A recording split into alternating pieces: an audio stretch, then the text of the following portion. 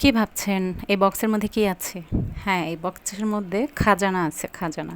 মধু মধু মধু আছে। দাঁড়ান খুলে দেখাচ্ছি। এই যে, এই হলো মধু। মানে এটা গ্রীষ্মকালীন মধু, কাঁঠাল। তো কাঁঠাল আজকাল সবার ঘরেই দেখা যায় আছে, যেহেতু এখন সিজন চলছে। অনেকে হয়তো পছন্দ করে না, সেজন্য আজকে একটা রেসিপি আমি দেখাবো।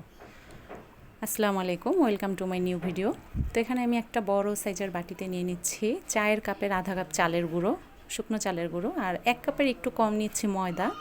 আর এখানে স্বাদ মতো আমি চিনি ব্যবহার করছি, আপনারা চাইলে কম বেশি করে নিতে পারেন। আর দিয়ে দিলাম সামান্য পরিমাণ লবণ। লবণটা দিলে ব্যালেন্সটা ঠিক হয় মিষ্টি। তো একটা হ্যান্ড উইক্স দিয়ে শুকনো উপকরণগুলো আমি ভালোভাবে মিক্স করে নিলাম। আর এই হচ্ছে আমার কাঁঠালের পাল্প। এটা চাইলে আপনি হাত দিয়ে চটকিয়ে ছেঁকে নিতে পারেন অথবা ব্লেন্ড করে ছেঁকে নিতে পারেন। এখন আমি এই কাঁঠালের পাল্পটা ভালো মতো মিক্স করব হ্যান্ড উইক্স দিয়ে। এখানে সবগুলো উপকরণ একটু সময় নিয়ে ভালোভাবে মিক্স করে নিতে হবে। এই যে দেখুন, তো আমার কাছে কেমন যেন একটু মনে হচ্ছে ঘন হয়ে গেছে বেশি। তো সেই ক্ষেত্রে একটু পানি ব্যবহার করলাম। এটা কিন্তু একদমই নর্মাল টেম্পারেচারের পানি, কোনো কুসুম গরম পানি না। তো এই যে এটার ধরনটা কিন্তু একদমই এরকম হবে, একদম পাতলাও না ঘনও না। অন্যদিকে আমি আগেই চুলায় তেল বসিয়ে গরম করে নিয়েছিলাম। তো এখানে আমি 4 চামচ দিয়ে ছোট ছোট করে দিয়ে নিচ্ছি। যেহেতু এটা কাঁঠালের বড়া, বড়ার কিন্তু কোনো সাইজ হবে না, এটা ছোট হতে পারে, একটু বড় হতে পারে, বা গোল হতে হবে এমন কোনো কথা না। বড়াটা এরকমই হয়। তো আমি এই যে উল্টে পাল্টিয়ে নিচ্ছি, একটা সুন্দর ব্রাউন কালার আসার পরে আমি এটা উঠিয়ে নিব। তো এই যে ভাজতে ভাজতে কিন্তু একটা সুন্দর একটা কালার চলে এসেছে, আর ভাজা যাবে না, তাহলে এটা কিন্তু তিতা লাগবে বেশি ভেজে ফেললে। তো আমি এগুলো উঠিয়ে নিচ্ছি। আমার এক ব্যাচ ভাজা শেষ, আমি আরেকটা ব্যাচ একটু দেখিয়ে দিচ্ছি আপনাদের, ঠিক ওই চায়ের চামচ দিয়েই।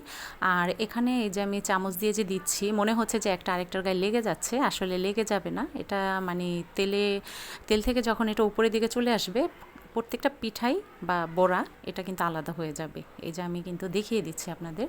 তো এখানে এই ব্যাচটা আমি ভেজে নিচ্ছি। আমার এই ভিডিওতে ভয়েসে একটু প্রবলেম হচ্ছে, মানে একটু নয়েজ শোনা যাচ্ছে, দয়া করে এটা আপনারা স্কিপ করে নেবেন। তো এই যে আমার এই বড়াগুলো ভাজা শেষ, এভাবে করে কিন্তু আমি সবগুলো বড়া ভেজে নিয়েছি। তো এখন আমি তেল থেকে উঠিয়ে নিচ্ছি আর আপনাদের দেখাচ্ছি। এই হলো আমার বড়াগুলোর ফাইনাল লুক। আমি অল্প করেই ভেজেছি, কারণ কাঁঠাল যতটুকু ছিল ততটুকু দিয়েই আমি করেছি। তো খেতে কিন্তু একদম 100% একদমই তেলের যে আপনারা পিঠাটা খান সেরকম স্বাদ। যেহেতু এখানে চিনি, তারপরে আপনার চালের গুঁড়ো, কাঁঠালের পাল্প, ময়দা, সব উপকরণগুলোই মিক্স করে আমি এটা ভেজেছি। তো যাদের বাসায় কাঁঠাল ফ্রিজে গড়াগড়ি খাচ্ছে বা কেউ খেতে চাচ্ছে না, নষ্ট হয়ে যাচ্ছে, আপনারা চাইলে এভাবে কাঁঠালের বড়া তৈরি করে দিতে পারেন, বাচ্চাদের দিতে পারেন। আমার বাচ্চারা তো খুবই পছন্দ করেছে এটা খেয়ে। তো আজকের রেসিপিটা কেমন লাগলো অবশ্যই কমেন্ট করে জানাবেন। আল্লাহ হাফেজ।